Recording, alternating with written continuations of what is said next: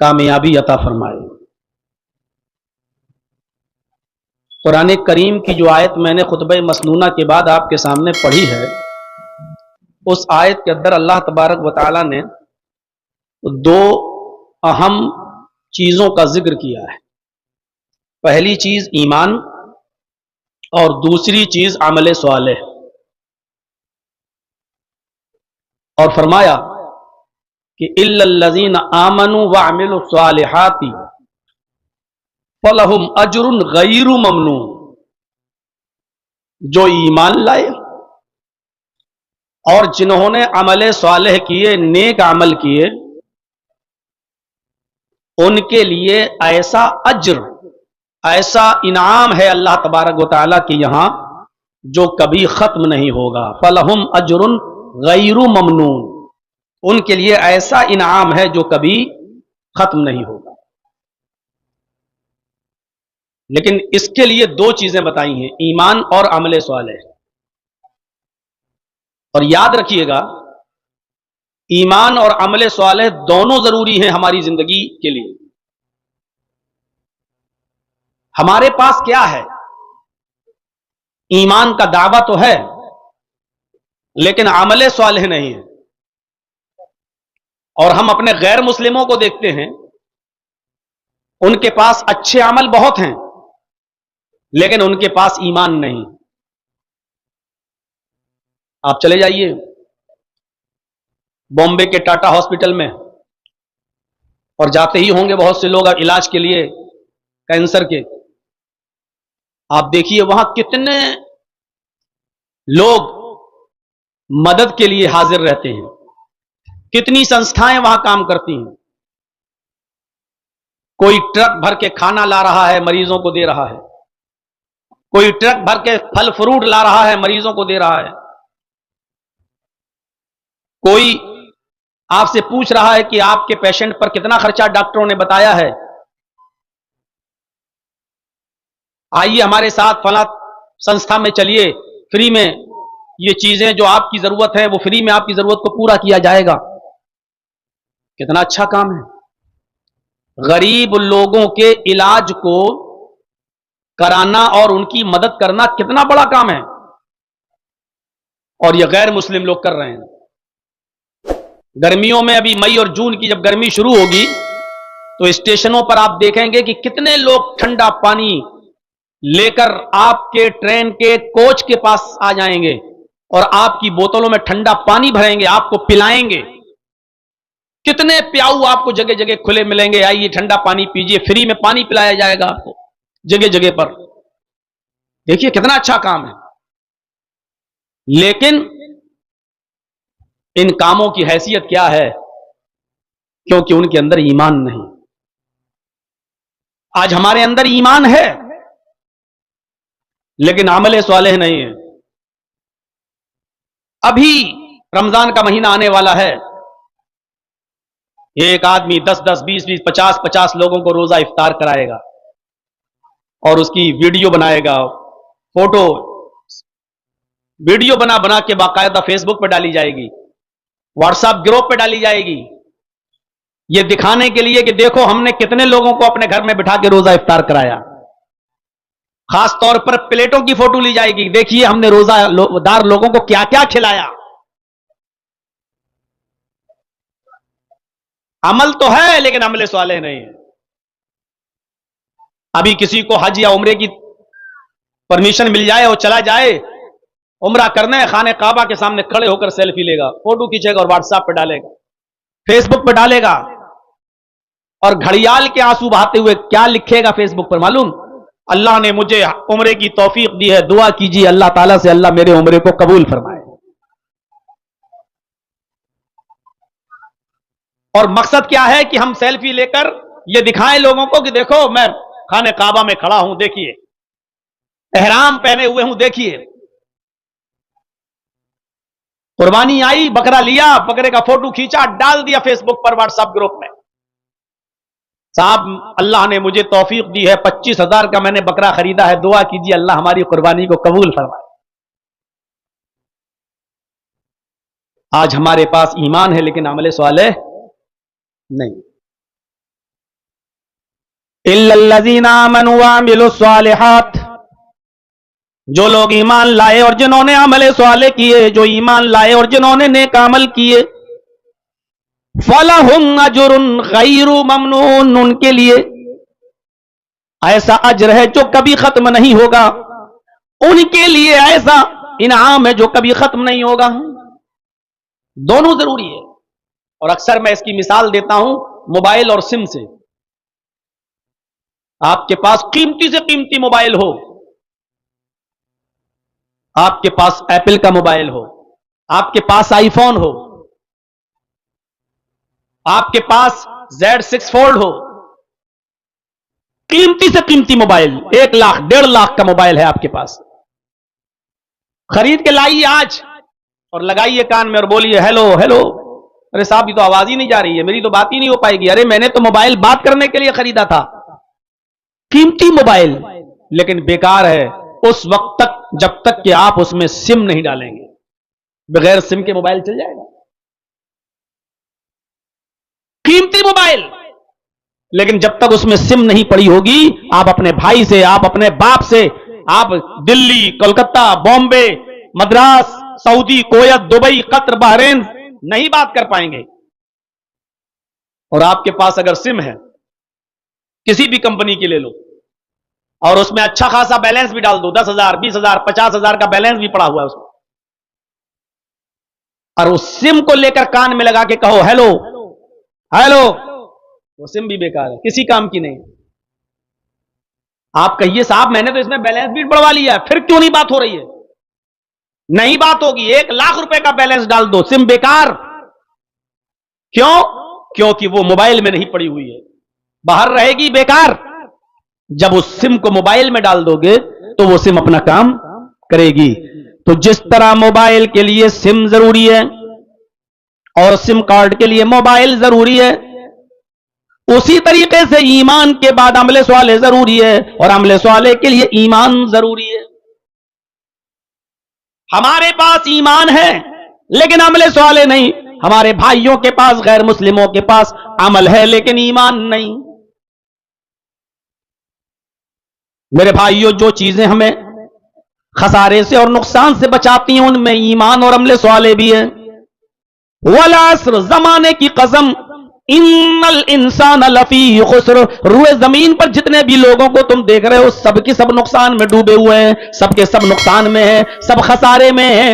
لڑکا لڑکی, بڑا چھوٹا, مرد عورت, بوڑھا جوان, بچہ, سب نقصان میں. ہندو مسلم سکھ عیسائی یہودی کرسچن, جتنی بھی انسانیت کو تم دیکھ رہے ہو سارے کے سارے انسان نقصان میں اور ٹوٹے میں ہیں اور گھاٹے میں ہیں. جو انسان نقصان میں اور ٹوٹے میں ہیں اور گھاٹے میں ہیں, جو لوگ نقصان میں نہیں ہیں ان کو اللہ نے مستثنا کر دیا, ان کو اللہ نے الگ کر دیا. الا الذین آمنوا وعملوا الصالحات وتواصوا بالحق وتواصوا بالصبر. یہاں پر بھی اللہ رب العالمین ان 4 لوگوں میں 2 لوگ وہ بتلا رہا ہے جو ایمان لائے اور جنہوں نے نیک عمل کیا. یہ لوگ نقصان میں نہیں ہیں, یہ لوگ گھاٹے میں نہیں ہیں. الا الذین آمنوا وعملوا الصالحات, جو ایمان لائے اور جنہوں نے عمل صالح کیا وہ نقصان میں نہیں. تو ایمان بھی ضروری ہے اور عمل صالح بھی ضروری ہے. اب آئیے, ایمان کیا ہے؟ ایمان کے بہت سے درجے ہیں, ایمان کی بہت سی شاخائیں ہیں, ایمان کے بہت سے شعبے ہیں, اور میں ہر ایک شعبے پر نہیں چل سکتا. ساری ایمان کے سارے شعبے آپ کو 1.5-2 گھنٹے کی تقریر میں نہیں بتائے جا سکتے. اس لیے میں نے جو حدیث ابھی آپ کے سامنے پڑھی ہے اس حدیث کے اندر ایمان کے 3 شعبوں کا, ایمان کی 3 برانچز کا, ایمان کی 3 شاخاؤں کا ذکر ہوا ہے. انہی 3 شاخاؤں کا ذکر آج میں کروں گا اور یہ بتاؤں گا کہ یہ ایمان کا حصہ ہے. وہ کیا ہے 3 چیزیں؟ وعن ابی ہریرہ رضی اللہ تعالی عنہ عن النبی صلی اللہ علیہ وسلم قال, حضرت ابو ہریرہ رضی اللہ تعالی عنہ فرماتے ہیں, حضرت ابو ہریرہ رضی اللہ تعالیٰ عنہ فرماتے ہیں کہ نبی اکرم صلی اللہ علیہ وسلم نے فرمایا, الایمان بضع و 70 شعبۃ, ایمان کی 70 سے زیادہ شاخائیں ہیں. الایمان بضع و 70 شعبۃ, ایمان کی 70 سے زیادہ برانچز ہیں.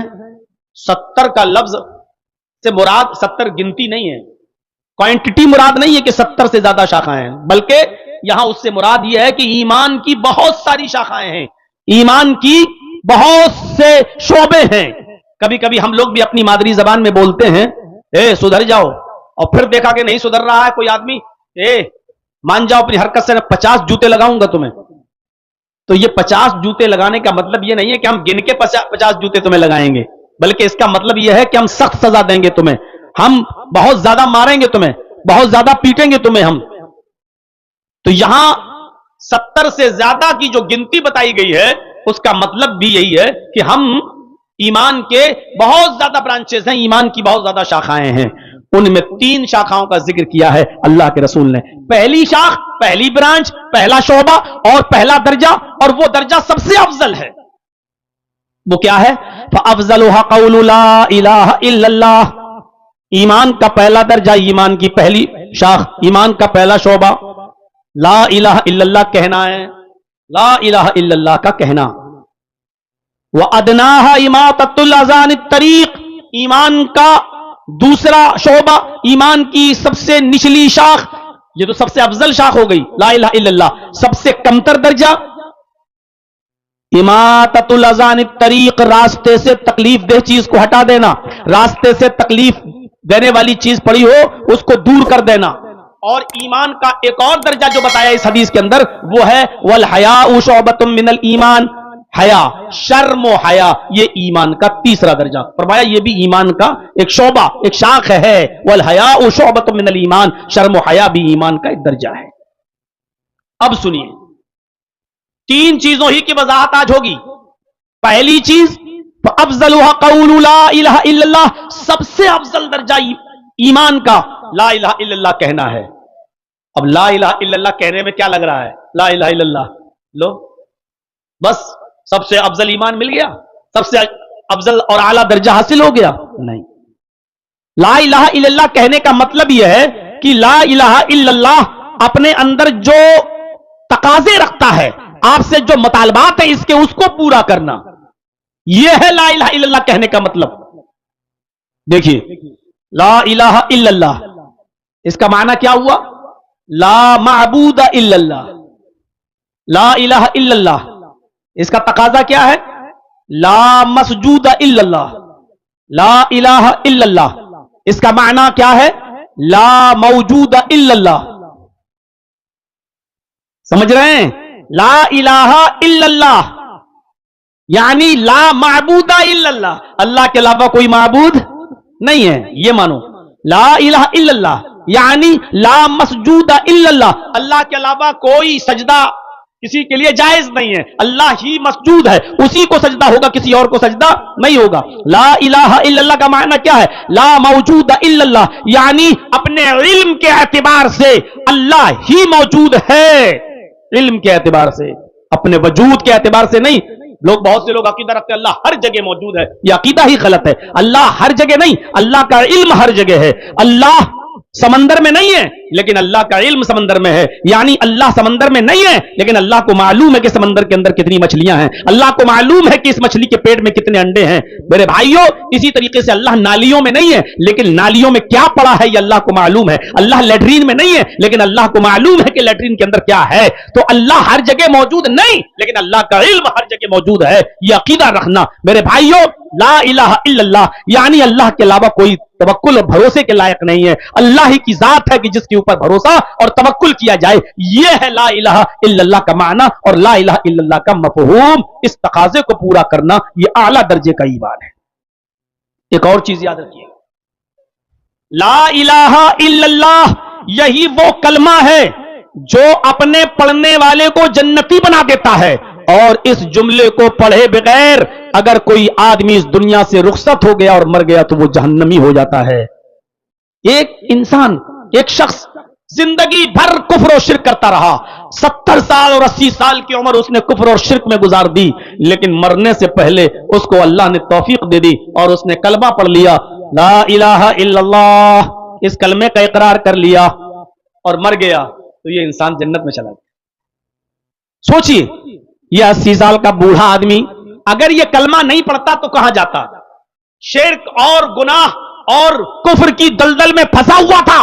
اگر یہ کلمہ نہ پڑھتا تو کہا جاتا 80 سال تک گناہ کرتا رہا, لیکن گناہ شرک کرتا رہا, اور شرک کرنے کے بعد جب توفیق ملی تو مرنے سے ایک دن پہلے یا مرنے والے دن اس نے کہہ دیا اشہد ان لا الہ الا اللہ, اللہ میں بہت گناہگار تھا, ہمیں معاف کر دے, تیرے علاوہ کوئی معبود نہیں. اس نے اقرار کیا اور اس کے بعد میں وہ مر گیا, جنت کا مستحق ہو گیا. کیوں؟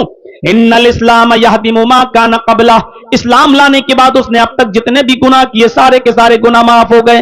اسلام لانے کے بعد اس نے جتنے بھی گناہ کیے سارے کے سارے گناہ مٹا دیے گئے. تو وہ آدمی جس نے کلمہ پڑھا اس کے سارے گناہ مٹ گئے, اب یہ آدمی جنت کا مستحق ہو گیا.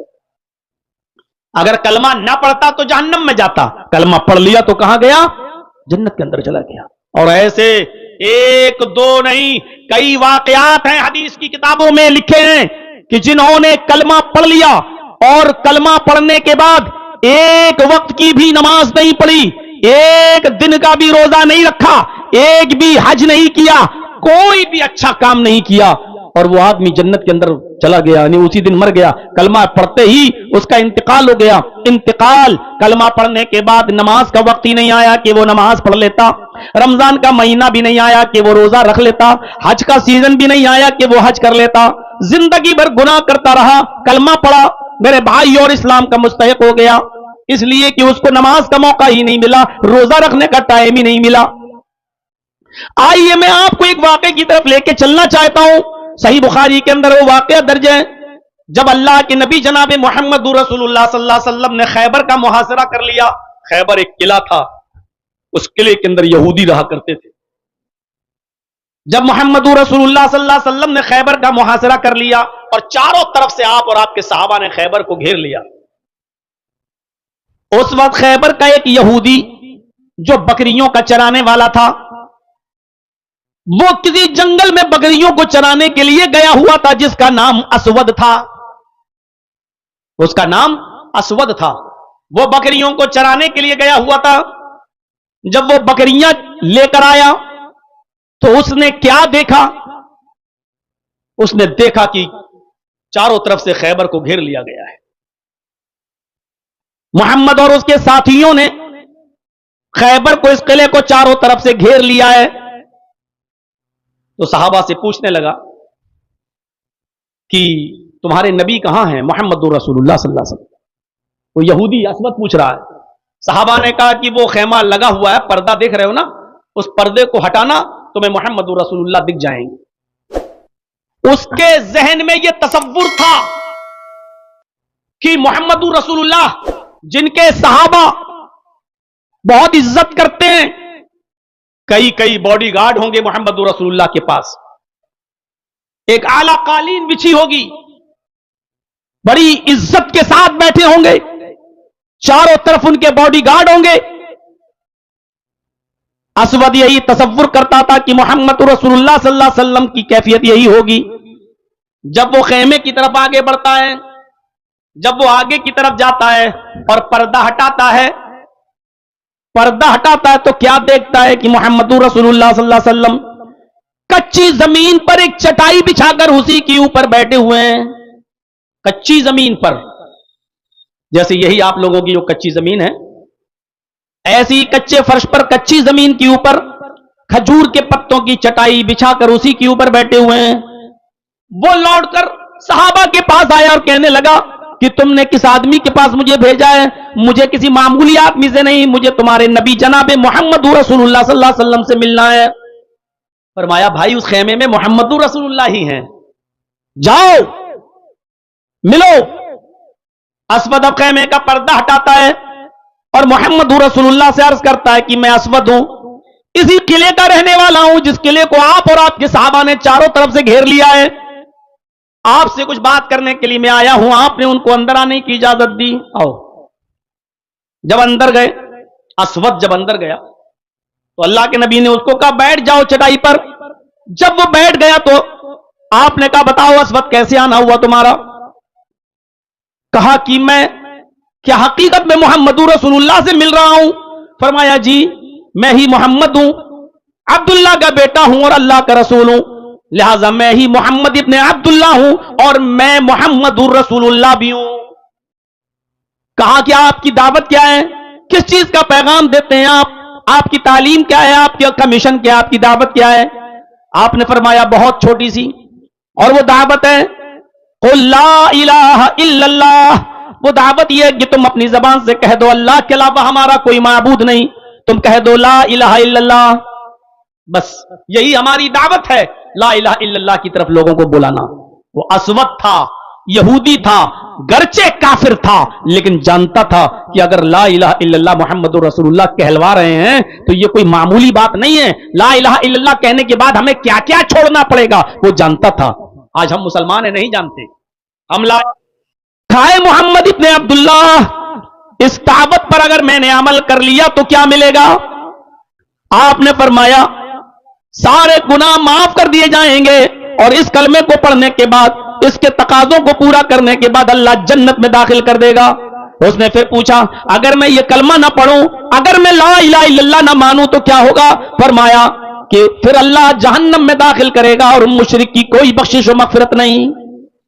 अच्छा, उसने थोड़ी देर वहीं बैठकर गौर किया और फिर कहने लगा हाथ दिया दगा, अल्लाह के नबी अपना हाथ बढ़ाइए, मैं इस कलमे का इकरार करता हूं। आपने अपना हाथ बढ़ाया और उस असवद ने कलमा पढ़ लिया, अशहदु अल्ला इलाहा इल्लल्लाह व अन्ना मुहम्मदन अब्दुहु व रसूलुहु। उसने ला इलाहा इल्लल्लाह का इकरार कर लिया, कलमा पढ़ लिया। अब कलमा पढ़ने के बाद कहता है अरे अल्लाह के नबी अब काम क्या है मेरा? अभी तक तो मैं यहूदियों की बकरियां चराता हूं, अब काम बताओ मेरा। इस्लाम ले आया, अब मुझे यहूदियों की बकरियां नहीं चराना, अब मुझे यह काम नहीं करना, अब तो मैं मुसलमान हो गया हूं, अब मुझे यह बताइए कि मैं क्या करूं? आपने फरमाया असवद इस वक्त नमाज का टाइम नहीं है कि मैं तुमसे कहूं कि नमाज पढ़ो, रमजान का महीना नहीं कि मैं तुमसे कहूं रोजा रखो, हज का महीना नहीं कि मैं तुमसे कहूं हज करने जाओ। इस वक्त कुछ नहीं है। हां, फला बस्ती में जाओ, लोग जिहाद कर रहे हैं, हमारे सहाबा काफिरों से लड़ रहे हैं, हमने उनको भेजा है, तुम भी जाओ और जिहाद में शामिल हो जाओ। उसने तलवार ली, कहा ठीक है मैं जाता हूं। आए अल्लाह के नबी अगर मैं मैदान जिहाद में गया, अगर मैं जिंदा वापस आ गया तो? फरमाया गाजी कहलाओगे। कहा अल्लाह के नबी अगर मैदान जिहाद में गया और मार डाला गया, कत्ल कर दिया गया तो? आपने फरमाया लकल जन्नह, फिर तेरे लिए जन्नत है। कहा ठीक है मैं जा रहा हूं, इन बकरियों का क्या करूं? आपने फरमाया ये बकरियां तुम चराते हो? बोले जी। किसकी है? यहूदियों की हैं। फरमाया यहूदियों की बकरियां हैं, और इन बकरी और किले का तो आपने मुहासरा कर लिया, घेर लिया है। अल्लाह के नबी कहते हैं अगर इन बकरियों को उनके मालिकों के हवाले तुमने नहीं किया तो फिर जिहाद भी तुम्हारा बेकार है। इतना बड़ा काम जिहाद का, लेकिन बेकार अगर लोगों की अमानतें तुमने वापस नहीं की। अमानत में खयानत करके अगर जिहाद लड़ोगे तो जिहाद का सवाब नहीं मिलेगा, सारी इबादत अमल बेकार हो जाएगा तुम्हारा। इन बकरियों को उनके मालिकों के हवाले कर दो। फरमाया अल्लाह के नबी थोड़ी देर के लिए खैबर का दरवाजा खोल दीजिए। अच्छा फिर? कहा इन बकरियों को हम खैबर के दरवाजे के अंदर दाखिल कर देते हैं और वहां से ये बकरियां अपने अपने घरों में चली जाएंगी। हम जब भी बकरियां चरा के आते हैं, हम खैबर के दरवाजे तक बकरियों को लाते हैं और बकरियां वहां से अपने अपने घर खुद ही चली जाती हैं। आपने फरमाया अच्छा। तो आपने एक सहाबी से कहा जाओ और इनकी बकरियों को खैबर के दरवाजे तक छोड़ दो, असवद को भी साथ ले जाओ। असवद साथ गया, असवद साथ में गया और बकरियों को दरवाजे तक छोड़ दिया। बकरियां वहां से अपने अपने मालिकों के घर चली गईं और असवद तलवार उठाकर मैदान जंग में चला गया, जिहाद किया। थोड़ी देर लड़ा, एक दो काफिरों को मारा भी, कत्ल भी किया और बिलाखिर मैदान जंग में कत्ल कर दिया गया। असवद की गर्दन पर भी तलवार चल गई, असवद भी शहीद हो गए। सहाबा किराम जो वहां लड़ रहे थे उनको मालूम ही नहीं ये कौन है।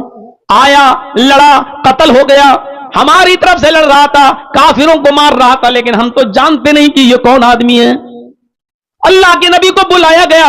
अल्लाह के रसूल सल्लल्लाहु अलैहि वसल्लम ने असवद की जब शक्ल देखी तो सहाबा से कहा चौंको नहीं, ये वो शख्स है जो आज ही ईमान लाया, ये वो शख्स है जिसने आज ही कलमा पढ़ा, अशहदु अल्ला इलाहा इल्लल्लाह। आए मेरे साथियों, ये पहला वो शख्स है जिसने एक भी वक्त की नमाज नहीं पढ़ी, یہ پہلا وہ آدمی ہے جس نے ایک بھی روزہ نہیں رکھا، یہ پہلا وہ شخص ہے جس نے ایک بھی حج نہیں کیا، جس نے اسلام قبول کرنے کے بعد ڈائریکٹ میدان جہاد میں کود گیا اور شہید کر دیا گیا، یہ پہلا وہ شخص ہے جو آج اسلام لایا اور کلمہ پڑھنے کے بعد شہید ہو گیا، یہ پہلا وہ شخص ہے جس کو اللہ نے بغیر نماز پڑھے اور بغیر روزہ رکھے اس کو جنت میں داخل کر دیا۔ بتانے کا مقصد پورے واقعے کو سامنے رکھنے کے بعد کیا ہے جانتے ہیں؟ صرف اتنا کہ کلمہ پڑھ لیا جنت میں چلا۔ یہی وہ کلمہ ہے جو انسان کو جنتی بنا دیتا ہے، لیکن کب؟ جب اس کلمے کے تقاضے کو پورا کیا جائے۔ ہم نے کلمے کی حقیقت کو سمجھا نہیں ہے۔ بخاری کی روایت ہے، اللہ کے نبی صلی اللہ علیہ وسلم فرماتے ہیں اگر ساری کائنات کو، ساری دنیا کو ترازو کے ایک پلڑے پہ رکھ دیا جائے، دنیا کتنی بڑی ہے، کتنے پیڑ، کتنے پودے، کتنے کھیت، کتنے جنگلات، کتنے پہاڑ، کتنے بھاری بھاری پتھر، ان ساری چیزوں کو ترازو کے ایک پلڑے پہ رکھ دیا جائے اور اللہ کے رسول فرماتے ہیں لا الہ الا اللہ کو ترازو کے دوسرے پلڑے پہ رکھ دیا جائے اور اس کے بعد میں ترازو اٹھائی جائے، لا الہ الا اللہ کا پلڑا بھاری ہوگا، لا الہ الا اللہ کا پلڑا جھک جائے گا، لا الہ الا اللہ پوری دنیا سے بھاری ہوگا، لا الہ الا اللہ کا پلڑا جھک جائے گا اور پوری دنیا کا، کائنات کا پلڑا اٹھ جائے گا۔ آپ اندازہ لگا رہے ہیں لا الہ الا اللہ کی حیثیت؟ لیکن اس کے تقاضوں کو پورا کریں گے تب۔ ایک وقت کی نماز نہیں پڑھی، ایک روزہ نہیں رکھا، آج اسلام لایا، کلمہ پڑھا، جہاد میں گیا، شہید ہو گیا اور چل گیا۔ کہاں ہیں ہم؟ آئیے ایک اور چیز بتائیں، یہ بھی بخاری کے اندر ایک چھوٹا بچہ نہیں 12 سال عمر، اور عرب کے 12 سال کے بچے ہمارے یہاں کے 12 سال کے بچوں کے برابر نہیں تھے، نہیں ہے۔ عرب کے اندر آپ کو یاد ہوگا کہ 6 سال کی عمر میں حضرت عائشہ کی شادی ہوئی اور 9 سال کی عمر میں ان کی رخصتی ہو گئی، یعنی 9 سال کی عمر میں وہ بالغ ہو گئی تھی۔ اب آپ اندازہ لگائیے کہ 12 سال کا لڑکا یہودی کا، وہ اللہ کے نبی صلی اللہ علیہ وسلم کے درس میں آتا، بیٹھتا، سنتا اور نبی کی خدمت بھی کرتا تھا، نبی اکرم صلی اللہ علیہ وسلم کی سیوا بھی کر دیا کرتا تھا، اس کو محمد رسول اللہ کی باتیں بہت زیادہ پسند آتی، نبی کی باتوں کو غور سے سنتا اور اپنے گھر جا کر اپنے باپ سے کہتا اے ابو جان میرا دل محمد رسول اللہ کی باتوں میں بہت لگتا ہے اور میں چاہتا ہوں کہ میں دین اسلام کو قبول کر لوں۔ اس کا باپ اس کو ترچھی نظروں سے دیکھتا، گھور کر کیا کہا، بیٹا سنو، تم محمد کو نہیں جانتے، وہ کتنا بڑا جادوگر ہے، تم اس کی باتیں سنتے ہو؟ نہیں، تمہیں محمد کے اوپر اور محمد کی باتوں پر ایمان لانے کی ضرورت نہیں۔ باپ منع کر دیتا، بیٹا مان جاتا، لیکن بار بار وہ نبی کی محفل میں جاتا اور نبی کی خدمت بھی کرتا، اس کا دل نبی کی طرف مائل۔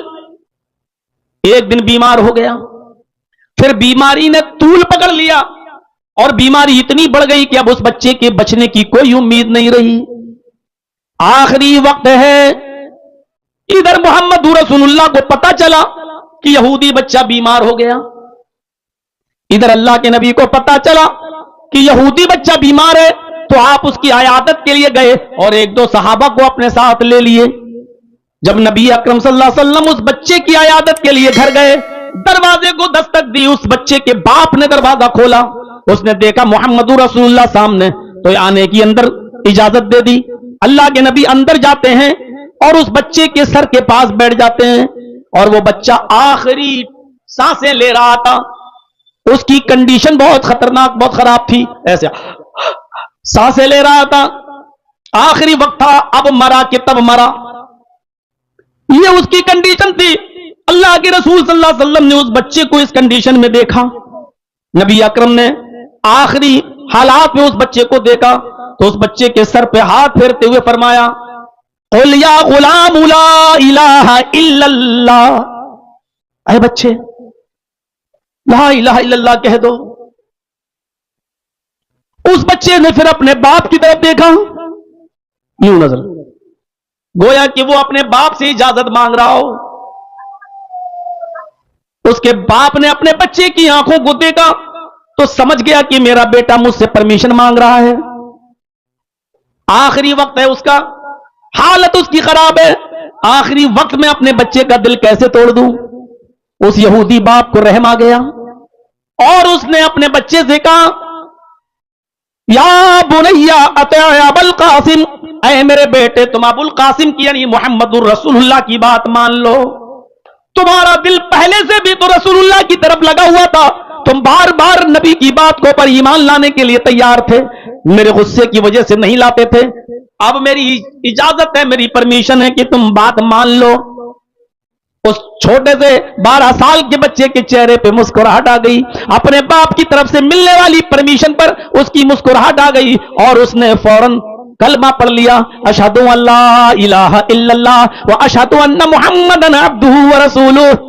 اور اس نے اللہ کے نبی کے ہاتھ کو پکڑ لیا، ابھی پکڑے تھا، مسکرا رہا تھا، اور یہ سب جملہ اس کی زبان سے نکلا ہی تھا، اشہد ان لا الہ الا اللہ و اشہد ان محمدن عبدہ ورسولہ. اور یہ کلمہ پڑھتے ہوئے مسکراتے ہوئے اس کی آنکھیں کھلی کی کھلی رہ گئیں اور آسمان سے ٹک گئیں، یعنی اس کی روح نکل گئی. بچے کا انتقال ہو گیا، سانس دیکھی گئی، دل کی دھڑکنیں دیکھی گئی، سب رک گئی. گواہی دے دی گئی کہ بچہ بھی اس دنیا میں نہیں رہا. جب یقین ہو گیا کہ یہ بچہ مر گیا، تب اللہ کے نبی اس کے بستر سے اٹھتے ہیں اور کھڑے ہو کر کہتے ہیں الحمدللہ الذی انقذہ عن النار. تمام تعریفیں اس اللہ کے لیے جس نے اس بچے کو آخری وقت میں جہنم کی آگ سے بچا لیا. تمام تعریفیں اس اللہ کے لیے جس نے اس بچے کو آخری وقت میں جہنم میں جلنے سے بچا لیا. لا الہ الا اللہ. ایک وقت کی نماز نہیں پڑھی، ایک بھی روزہ نہیں رکھا. اور سن رہے ہو ہرنپور والوں، تصور کریے آج لا الہ الا اللہ کو ہم نے مذاق بنا کے رکھ لیا ہے. کوئی آدمی سنسان جگہ پر بیٹھ کر اللہ لا الہ الا اللہ لا الہ الا اللہ کا وظیفہ رٹ رہا ہے اور اپنی قوم کے محلے والوں اور گاؤں والوں کی روٹیوں کے ٹکڑوں پہ پل رہا ہے. مذاق بنا کے رکھ لیا لا الہ الا اللہ کا. یہ لا الہ الا اللہ کلمہ پڑھا، اس بچے کی روح نکل گئی. اور اللہ کے نبی کیا کہہ رہے ہیں؟ الحمدللہ الذی انقذہ عن النار. تمام تعریفیں اس اللہ کے لیے جس نے اس بچے کو جہنم کی آگ میں جلنے سے بچا لیا. 12 سال تک جو کرتا تھا آج کلمہ پڑھا اور پڑھتے ہی اس کا انتقال، اور اللہ کے نبی گواہی دے رہے ہیں کہ اللہ نے اس کو جہنم کی آگ سے بچا لیا. ہم نے لا الہ الا اللہ کی حیثیت کو سمجھا. ہاں، یہ وہ لوگ تھے جنہوں نے ایک بھی وقت کی نماز نہیں پڑھی، ایک بھی روزہ نہیں رکھا، ایک بھی حج نہیں کیا، اور جنت کے مستحق صرف لا الہ الا اللہ پڑھنے پر. اب آؤ ایک واقعہ میں آپ کو وہ بھی سنا دوں. پوری زندگی نبی کی خدمت کی، پوری زندگی نبی کا ساتھ دیا، پوری زندگی نبی کو بچا کر رکھا دشمنوں سے، لیکن آخری وقت بھی اس کی زبان سے کلمہ جب نہیں نکلا اور بغیر کلمہ پڑے ہوئے وہ شخص جب مر گیا تو جہنم میں چلا گیا. اور اس نے خدمت کس کی؟ نبی کی. آپ کو یاد ہے نا؟ اور نہ معلوم ہو تو سنیے، اللہ کے نبی صلی اللہ علیہ وسلم جب پیدا ہوئے تو باپ نہیں. نبی اکرم صلی اللہ علیہ وسلم جب اپنی ماں کے پیٹ سے باہر آئے تو باپ کو نہیں دیکھا.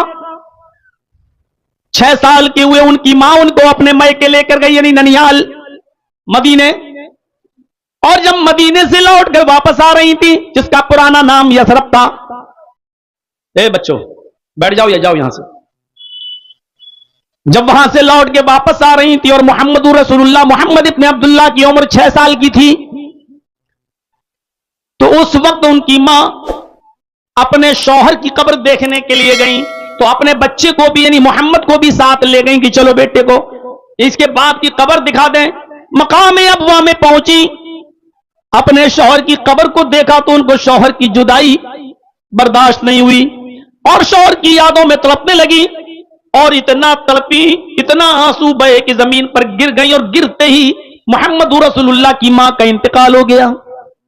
پیدا ہوئے محمد رسول اللہ تو باپ کو نہیں دیکھا، اور 6 سال کی عمر میں باپ کی قبر کے سامنے ماں کو بھی الوداع کہہ دیا. 6 سال کی عمر میں نبی اکرم کی ماں آمینہ بھی چھوڑ کے چلی گئی. دادا عبد المطلب نے پالا، لیکن جب اللہ کے نبی کی عمر 8 سال کی ہوئی تو عبد المطلب کا بھی انتقال ہو گیا. 8 سال سے لے کر برابر اور مستقل حضرت خدیجہ کی شادی ہونے تک 25 साल की उम्र तक अबू तालिब मोहम्मद रसूलुल्लाह की परवरिश करते रहे, उनको खिलाते रहे, उनको पिलाते रहे और बड़ा करते रहे।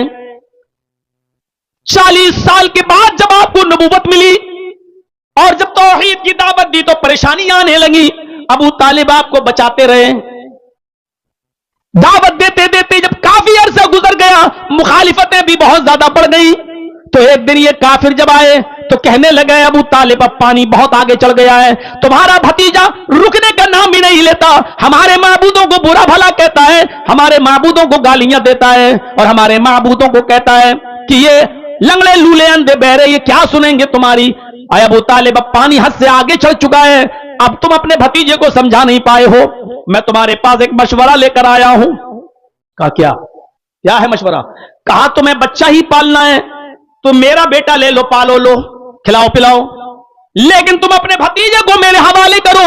अब हमारा समाज, हमारी सोसाइटी उसको जो सजा देना चाहेगी देगी, क्योंकि मोहम्मद ने अब मामला बहुत ऊपर कर दिया है, पानी अब ऊपर चढ़ गया है, अब ये समझाने बुझाने की जरूरत नहीं है, अब लाओ और मोहम्मद को हमारे हवाले करो। अबू तालिब ने कहा, वाह इतना अच्छा फैसला, तुम्हारे बच्चे को, तुम्हारे बेटे को मैं खिलाऊं पिलाऊं और खिला पिलाकर साड़ करूं और मेरे भतीजे को ले जाओ तुम ताकि उसकी तिक्का बोटी करो, उसको मारो और कत्ल करो, ये तुम्हारा इंसाफ? यानी तुम्हारे बेटे को मैं अपने घर में रखकर पाल पोस कर बड़ा करूं और मेरे भतीजे को तुम टुकड़े टुकड़े करो, ये जजमेंट लेकर, ये फैसला लेकर, ये इंसाफ की बात करने के लिए तुम आए हो हमारे पास? कहा तो आपका भतीजा नहीं मानता, समझा लो, वरना अब जहां मिलेगा उसको कत्ल कर दिया जाएगा। ये धमकी देकर चले गए। यहां गए, यहां अबू तालिब को बुरा लगा कि अगर मोहम्मद को मेरी जिंदगी में कुछ हो गया तो मैं कैसे बर्दाश्त करूंगा। आपने बुलाया, भतीजे इधर आओ। जब मोहम्मद रसूलुल्लाह आए, आपने कहा, भतीजे अपने चचा के कमजोर कांधों पर इतना बोझ न डालो।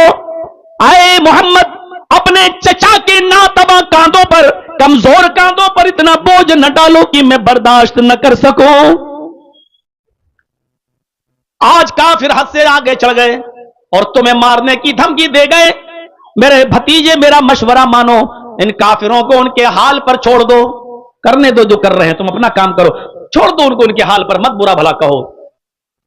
अल्लाह के नबी समझ गए कि मेरे चचा मेरी मदद नहीं करना चाहते हैं, धमकी मिली हुई है, तो कहा कि अरे चचा जान, आप अगर मेरी मदद नहीं करना चाहते तो मत करिए, आज से आप अपना हाथ मेरे सर से हटा लीजिए, कोई बात नहीं, लेकिन मैं उस दावत से नहीं रुक सकता जो अल्लाह ने मुझे देकर भेजा है। ला इलाहा इल्लल्लाह की दावत मैं दूंगा। आए चचा, अगर ये काफिरीन मक्का सूरज लाएं और दाहिने हाथ पे लाकर रख दें और चांद ले आए और बाएं हाथ पे लाकर रख दें, ये इनके लिए आसान हो सकता है। अरे सूरज को उखाड़ना आसान काम है क्या? 9.5 करोड़ 9 करोड़ 30 लाख मील की बुलंदी पर है ये सूरज, इसको कोई उखाड़ के ला सकता है?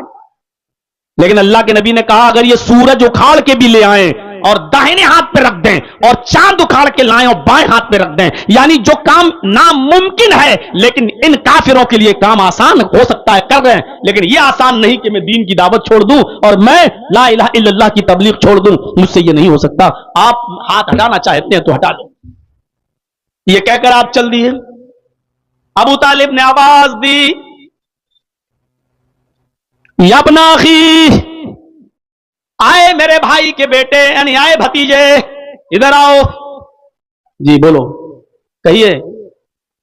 तेरी आंख में मैं आंसू नहीं देख सकता, तुझे तेरे रब ने, तुझे तेरे अल्लाह ने, तुझे तेरे परवरदिगार ने जो दावत दीन देकर भेजा, तू उसको पूरा कर, तू लोगों को तौहीद की दावत दे।